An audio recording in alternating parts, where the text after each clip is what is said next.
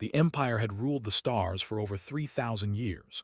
They had conquered 17 star systems and crushed hundreds of species beneath their clawed feet. Their warriors stood 8 feet tall with bodies covered in natural armor that could stop most weapons. Their claws could tear through metal, and their teeth could crush bone like dry wood. They saw heat signatures in complete darkness and could track prey across vast distances using scent alone. On their home world, only the strongest survived. The weak became food for the strong. This was the natural order of things, and the believed this order extended to the entire universe. High Predator stood on the command deck of his flagship and watched the blue planet grow larger on the display screens. His species had found this world 3 cycles ago, when a scout ship detected strange signals coming from a small star system on the edge of explored space. The signals were primitive radio waves filled with music and voices and images of soft creatures walking on 2 legs. They had studied these creatures carefully. They called themselves humans, and they were perfect. Clicked his mandibles together in anticipation. The humans had no natural weapons, no claws or fangs or armor. Their bodies were soft and fragile and easily broken. They could not see in darkness or track scent or hear sounds beyond a limited range. They were slow compared to warriors, and they tired quickly. By every measure used to judge species, humans were prey animals. They were livestock waiting to be harvested. The invasion fleet consisted of 40 warships and 200 drop vessels carrying 50,000 elite hunters. This was more than enough force to conquer a single planet. In truth, it was excessive, but wanted to make an example of this world. He wanted the conquest to be swift and brutal so that neighboring systems would hear of might and surrender without resistance. Commander Jake Harrison was asleep in his quarters aboard the USS Sentinel when the alarm pulled him from dreams of his childhood home in Montana. He was on his feet and moving before his eyes fully opened. 22 years in the Space Defense Corps had trained his body to respond before his mind caught up. He grabbed his uniform and dressed while walking toward the bridge.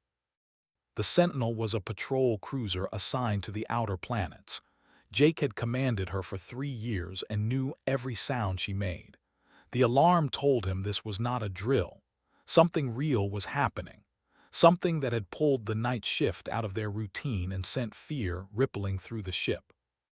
Lieutenant Amy Santos met him at the bridge door. Her face was pale and her hands trembled slightly as she handed him a tablet displaying sensor data. Jake looked at the numbers and felt his stomach drop. 40 massive contacts had entered the solar system near Jupiter. They were big, bigger than anything humanity had ever built, and they were heading straight for Earth. The alien broadcast began playing on every screen and speaker across the planet. A massive creature with armored skin and compound eyes spoke in a harsh clicking language that was somehow translated into human words. The message was simple. Humanity would surrender immediately. Resistance would result in death. Those who submitted would be spared to serve the Empire. Those who fought would be hunted and consumed. The humans had 1 hour to respond. Jake watched the broadcast 3 times. He studied the alien commander and noted the confidence in its posture and the hunger in its eyes. This creature had done this before. Many times. It expected the same result it always got: terror and submission and easy conquest. Jake picked up his communicator and contacted Admiral Price at Earth Command. The Admiral was an old friend who had served beside Jake in the colony wars. They had seen death together and had learned to trust each other completely. When answered, his voice was steady despite the situation. "You saw the broadcast," said.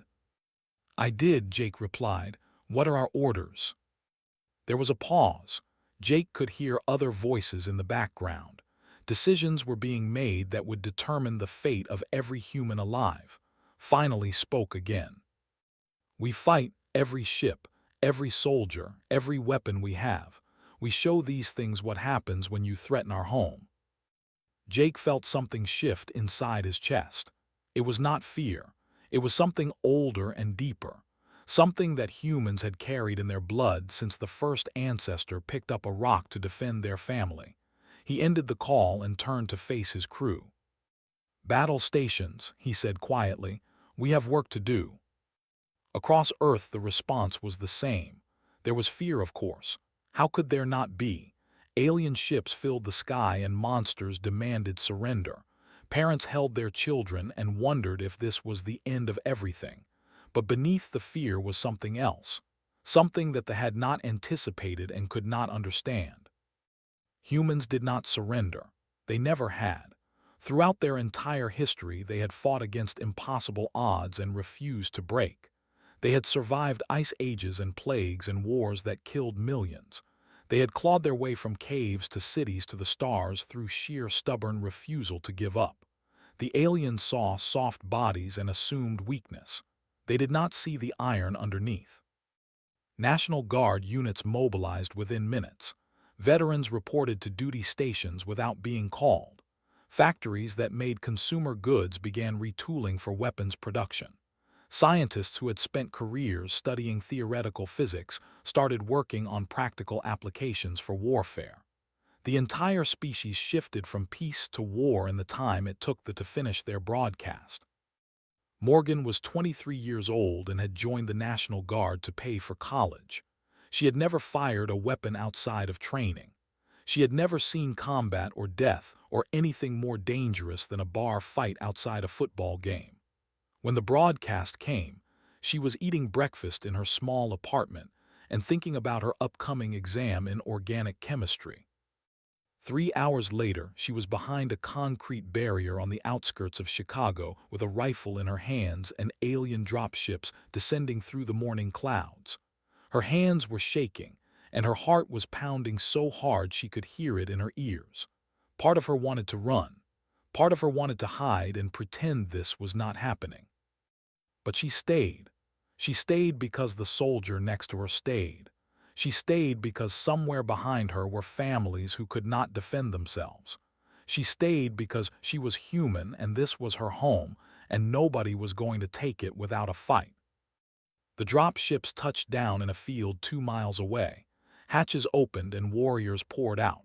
Thousands of them. Massive armored creatures that moved with the fluid grace of born hunters. They formed into ranks and began marching toward the city. They expected screams and panic and fleeing prey. They had no idea what was waiting for them. They had studied human bodies but not human hearts. They had measured human strength but not human will. They thought they were coming to harvest livestock. They were walking into a war. And humanity was ready. Strike leader Nor had participated in 11 planetary conquests. He had personally killed thousands of prey animals across a dozen worlds. His armor bore the marks of his victories and his reputation among warriors was legendary. When the High Predator chose him to lead the ground assault on the human city, Nor felt only pride and hunger. This would be another easy hunt. Another world added to the empire. Another feast for the victors. His warriors moved in perfect formation across the open field toward the tall buildings in the distance. 2,000 elite hunters armed with plasma rifles and vibration blades. Each one was a killing machine bred and trained for exactly this purpose. They did not speak or make unnecessary sounds. They communicated through subtle movements and chemical signals that prey species could not detect. They were shadows with claws. Death walking on 2 legs. Nor studied the city ahead through his enhanced vision. He could see heat signatures everywhere. Millions of warm bodies huddled in buildings and vehicles. So much prey. His stomach rumbled with anticipation. The first few hours of conquest were always the best. The chaos and terror and desperate attempts to flee. The taste of fresh meat still warm with fear. The first human he saw clearly was small, tiny compared to a warrior. She was crouched behind a low wall made of gray stone with a metal tube pointed in his direction. Nor almost laughed. The creature was so fragile that he could break her in half with one hand. Her weapon looked like a toy. What did she think she was going to do with that little stick? Morgan saw the alien commander through her rifle scope. He was huge and terrifying, and everything about him screamed predator. Her training instructor had once told her that the key to accurate shooting was controlling your breathing and staying calm. She was not calm. She was more scared than she had ever been in her entire life. But her hands had stopped shaking. Her breathing had slowed. Something ancient had awakened inside her, something that refused to look away from the monster walking toward her home. She centered the crosshairs on the largest gap in his armor, right where a human heart would be. She did not know if these creatures had hearts. She did not know if bullets would even hurt them, but she was going to find out. She squeezed the trigger. The armor-piercing round crossed the distance between them in a fraction of a second. It struck Nor exactly where it had aimed and punched through his chest plate like it was made of paper. The bullet tumbled through his internal organs and exited through his back in a spray of purple blood. Nor looked down at the hole in his chest with an expression of complete disbelief. This was not possible. He was a strike leader. He was Apex. He collapsed face first into the dirt and did not move again. For 3 heartbeats, the entire battlefield went silent. 2,000 warriors stared at their fallen leader. They had never seen anything like this. Their armor was supposed to be impenetrable. Their warriors were supposed to be invincible. Prey was not supposed to fight back. Then the humans opened fire. The sound was deafening. Thousands of weapons firing simultaneously created a wall of noise that hammered against senses like a physical force. Bullets filled the air in sheets. Tracers drew bright lines through the morning light. Explosions bloomed among the alien ranks as grenades and mortars found their targets. Subcommander tried to rally his warriors. He raised his plasma rifle and shouted orders that were lost in the chaos. A sniper round from 800 meters away punched through his skull and ended his commands forever. The shooter was Sergeant Ben Tors.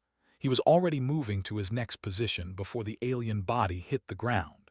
He had been hunting deer in the mountains of Colorado since he was 12 years old. Hunting aliens was not that different. They scattered for cover, but there was no cover. The humans had prepared this killing ground for months. Every angle was covered by overlapping fields of fire. Every shadow held a soldier with a weapon. Every building contained fighters ready to die before retreating. The aliens ran in one direction and found bullets. They ran in another direction and found explosions. They tried to dig in and artillery rained down on their positions. Warrior Vax was 140 years old. He had hunted prey on 9 different worlds. He had killed so many creatures that he had lost count long ago. He charged toward a human position with his vibration blade humming and his jaws open wide. He would tear these soft animals apart with his bare claws. He would show them what a real predator looked like.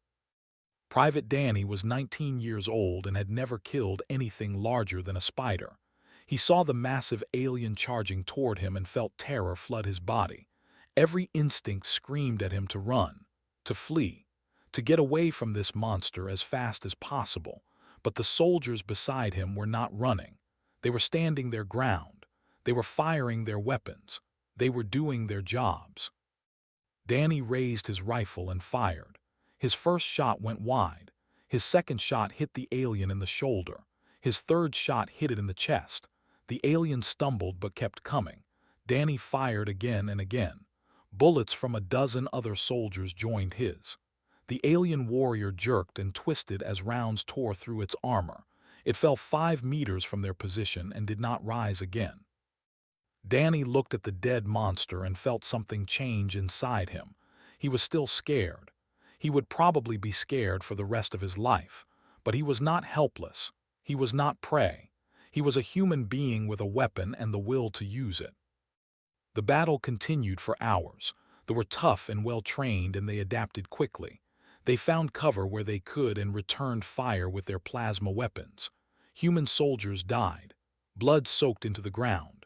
Bodies fell and did not rise again. But for every human that fell, 10 aliens joined them. The math was brutal and simple and completely unexpected. By noon, the ground force had lost 400 warriors. They had never lost that many in an entire planetary conquest. They had expected easy prey and found instead a species that fought with terrifying coordination and absolutely refused to break. Every position the humans held, they held until death. Every inch of ground the aliens gained, they paid for in blood. Captain Maria Santos led a counterattack that pushed the aliens back 300 meters. Her company was outnumbered, but they moved with a precision that confused their enemies. Humans worked together in ways they could not comprehend. They covered each other, protected each other, died for each other. These were not the actions of prey animals. These were the actions of something else entirely. Strike Leader Nor's replacement lasted 2 hours before a rocket-propelled grenade turned him into scattered pieces. The third commander lasted 90 minutes. The fourth refused the position entirely. He said he would rather face execution than lead warriors against these monsters. In orbit above the planet, High Predator watched the battle feeds and felt something he had never experienced before. It took him several moments to identify the emotion because it was so foreign to his species. It was doubt. And somewhere deep inside, beneath the doubt, was the first cold whisper of fear. High Predator stood in the center of his command deck and watched his warriors die. The holographic displays showed the battle from every angle. Red markers representing forces disappeared one by one, while blue markers representing humans held firm. The pattern was wrong. Everything about this invasion was wrong. His officers stood in silence around him. None of them dared to speak. None of them had words for what they were witnessing. In 3,000 years of conquest, the Empire had never encountered anything like this. They had fought species with better weapons.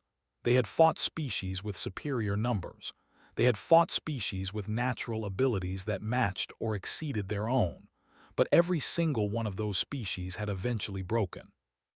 They had fled or surrendered or collapsed into chaos when the pressure became too great. The humans were not breaking. Science Officer Dexmorn was the oldest on the ship. He had studied thousands of species across hundreds of worlds. He had written the classification systems that the Empire used to categorize prey. He had predicted the outcomes of dozens of invasions with perfect accuracy. He had looked at the data on humans and concluded that they would fall within 3 rotations. He had been catastrophically wrong. Dexmorn stepped forward and spoke in a voice that trembled slightly. High Predator, I believe I understand what has happened. I believe I know why we are losing. Turned to face him. His compound eyes reflected the dying light of the battle displays. Explain. We classified the humans as prey, Dexmorn said.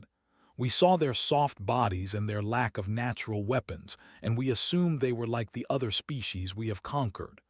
Docile herd animals that would scatter when confronted by superior predators.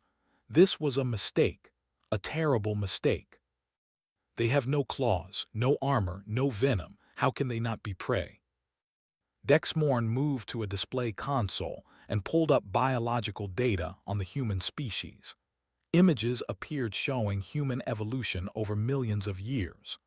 Diagrams illustrated their physical capabilities and their neurological structure and their social patterns. Look at their history, Dexmorn said. Look at how they survived on their world. They did not evolve to flee from predators. They evolved to chase prey until it collapsed from exhaustion. They can run for hours without stopping. They can track a wounded animal across vast distances. They can function in heat that would kill most species.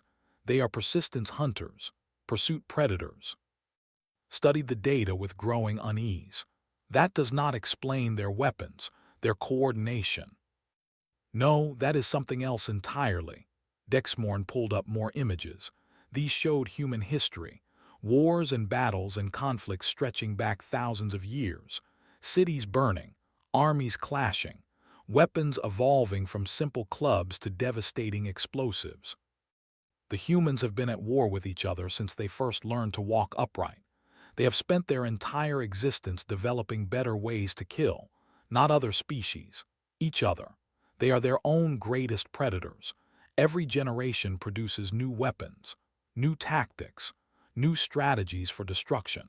The things they are using against us were designed to kill beings just as intelligent and creative as themselves.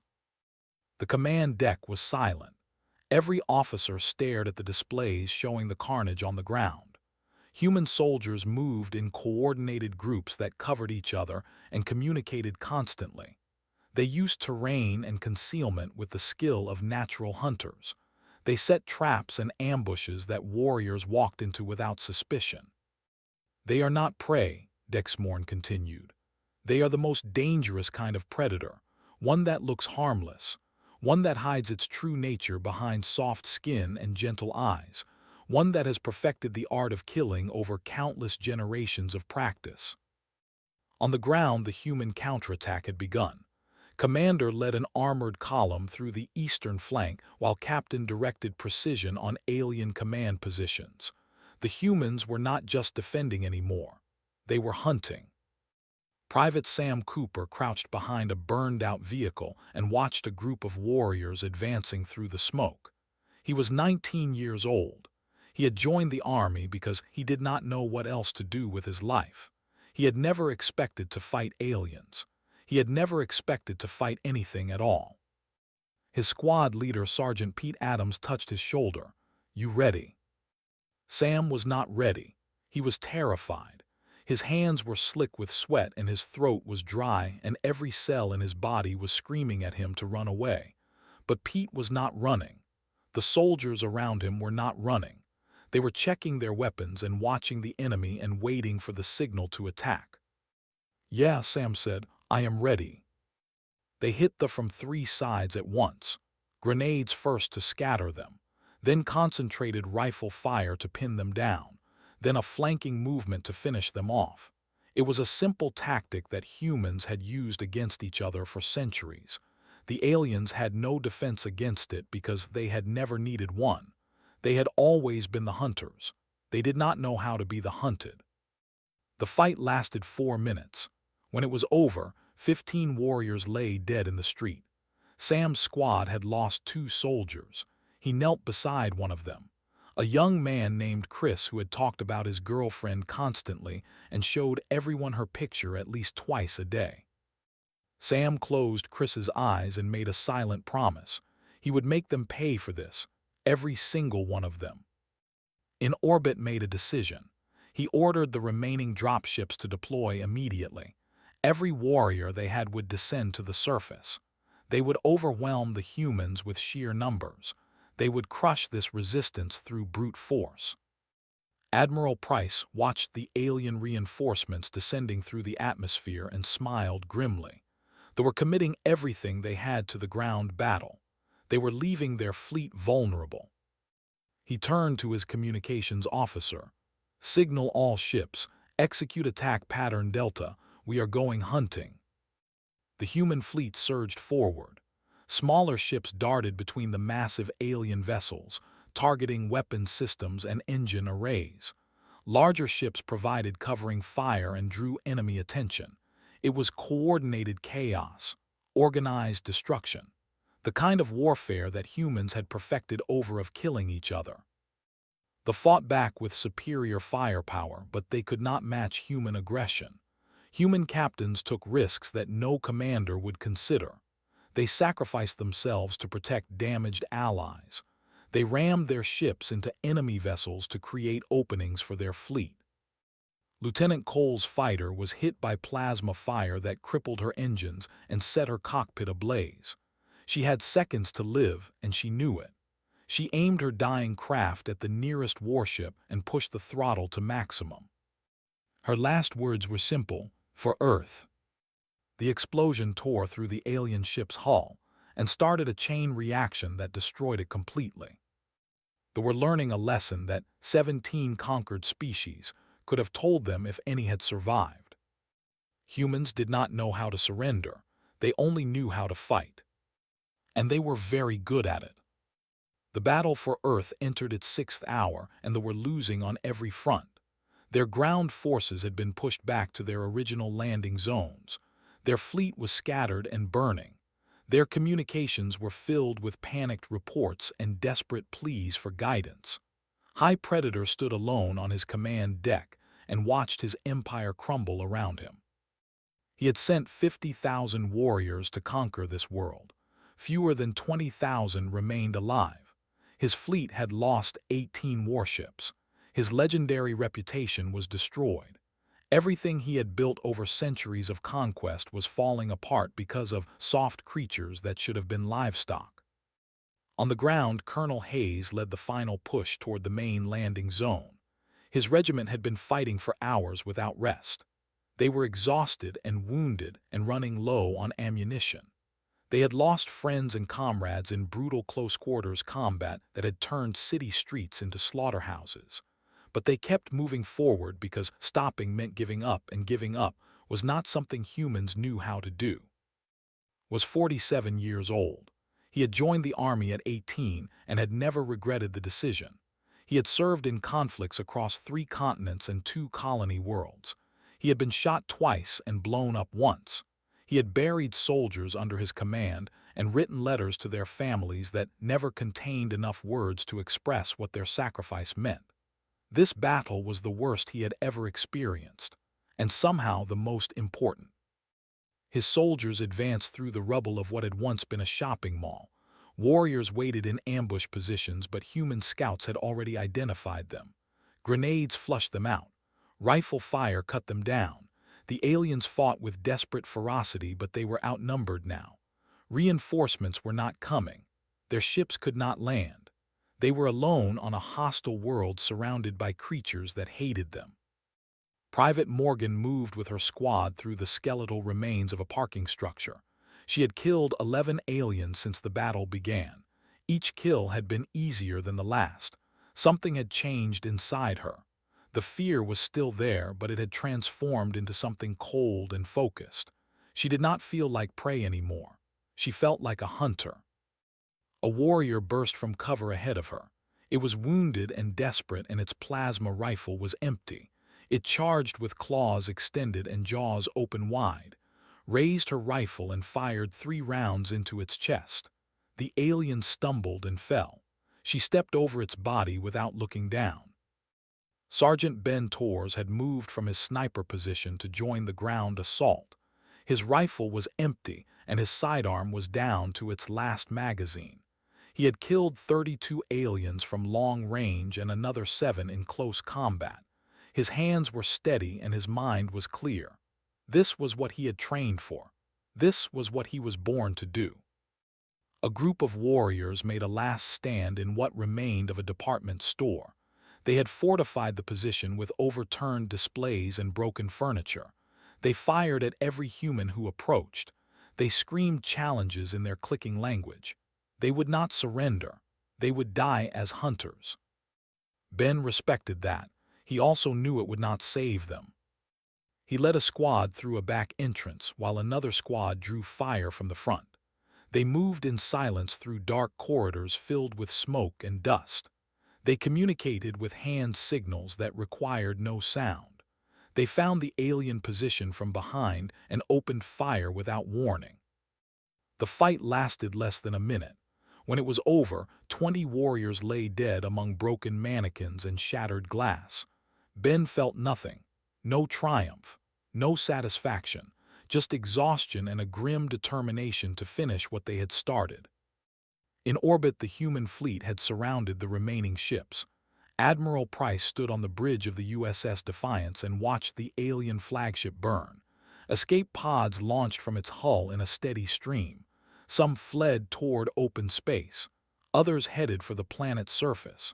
None of them would escape.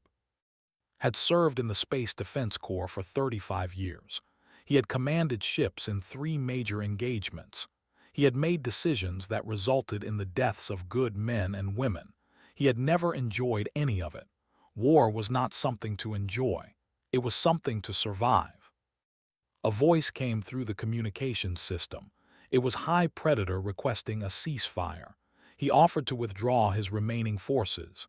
He promised to leave human space and never return. He pleaded for mercy. Listened to the alien commander beg and felt nothing but cold satisfaction. This creature had come to Earth with demands for surrender. It had called humans livestock.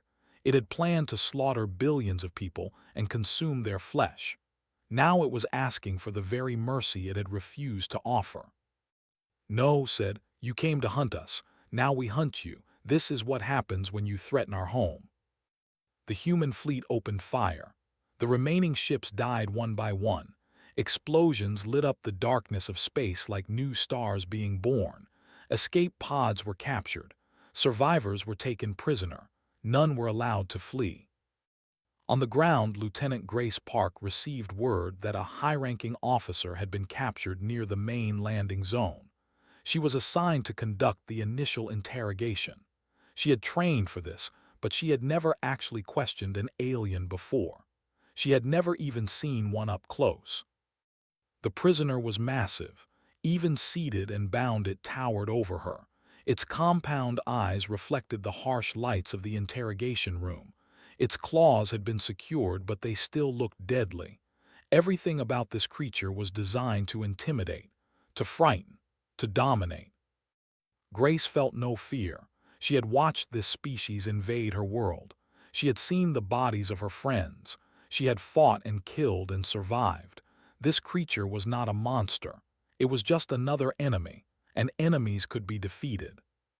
She sat down across from the alien and looked into its eyes. She saw something there that surprised her, something she had not expected to find in the gaze of a predator species. Fear, pure and absolute and utterly consuming. "You are monsters," the hissed. Its voice was rough and its translator struggled with the words. "You were supposed to be prey. You were supposed to run. You were supposed to beg." Grace leaned forward. Her voice was calm and steady and completely without mercy.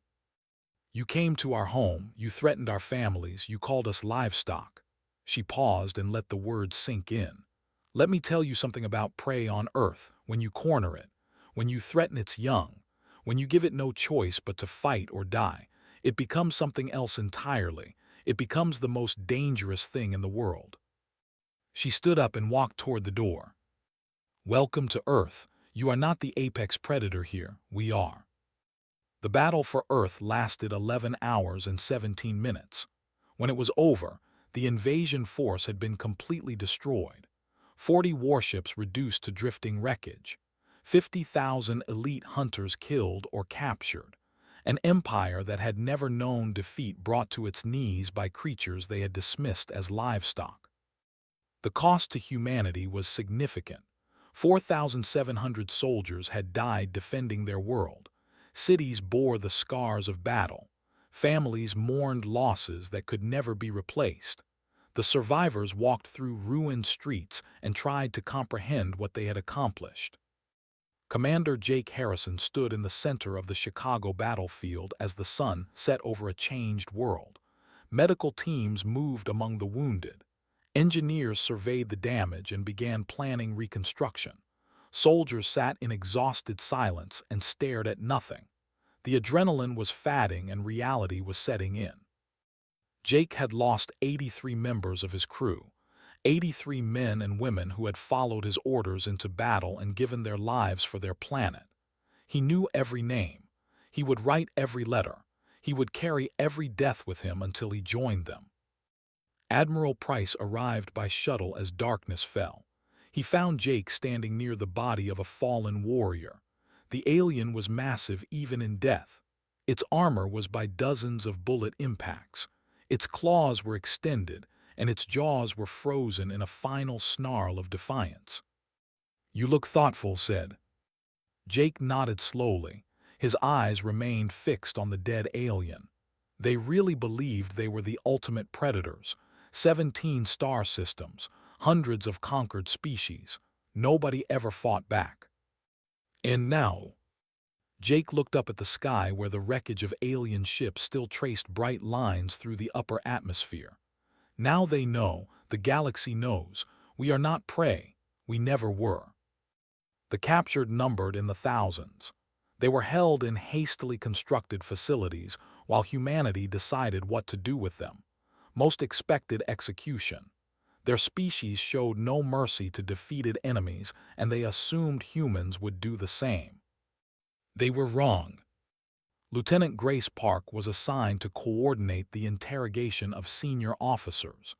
Day after day, she sat across from aliens who had come to enslave her species.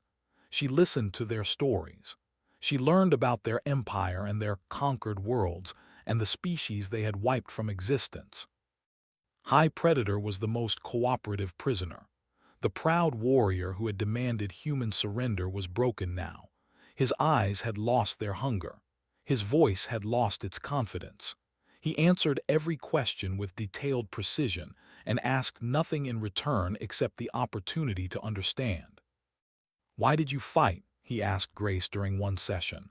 "You could have surrendered, we would have let most of you live. You chose death instead. Why?" Grace considered the question carefully. It deserved an honest answer. "Because we are human," she said finally. "Because surrender means giving up everything we are, our freedom, our choices, our future. Some things are worth dying for, worth fighting for, worth killing for. You gave us a choice between slavery and war. We chose war. We will always choose war." Was silent for a long time. When he spoke again, his voice was barely a whisper. "We thought we understood predators. We were wrong. You are something else entirely, something we have never encountered, something that should not exist." "What is that?" "Survivors," said. "You survive everything. Ice ages, plagues, wars that kill millions, your own self-destructive nature. You should have gone extinct a dozen times, but you always find a way to continue. You adapt. You evolve. You overcome. And when something threatens you, you destroy it, completely, without mercy, without hesitation." He looked at Grace with something like awe in his compound eyes. "We are predators. We hunt and kill because it is our nature. But you are different. You hunt and kill because you choose to, because it serves your purpose. Because nothing in the universe is allowed to threaten what belongs to you. That is far more frightening than claws or fangs or natural armor." The information extracted from prisoners painted a picture of a galaxy in chains. 17 star systems held captive by fear. Dozens of species enslaved or exterminated. Worlds stripped of resources and populations harvested for food. An empire built on blood and suffering and the absolute conviction that might makes right. Humanity listened to these stories and made a decision. Within 6 months, the first human warships launched toward space. They were faster and more heavily armed than anything the aliens had encountered. They carried soldiers who had been trained by combat veterans. They were crewed by men and women who had seen what unchallenged tyranny produced and refused to allow it to continue. The liberation of the first slave world took 3 weeks. The locals could not believe what they were seeing. Soft creatures with no natural weapons had crossed the stars to free them. Humans who had never met them and would gain nothing from their freedom had risked everything to end their suffering. It made no sense according to logic. Predators did not help prey.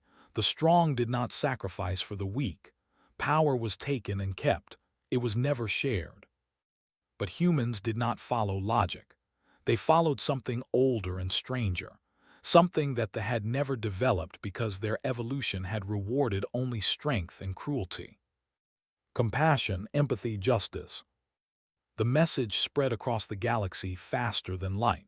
A warning passed from species to species and world to world. The soft creatures from the blue planet were not to be threatened.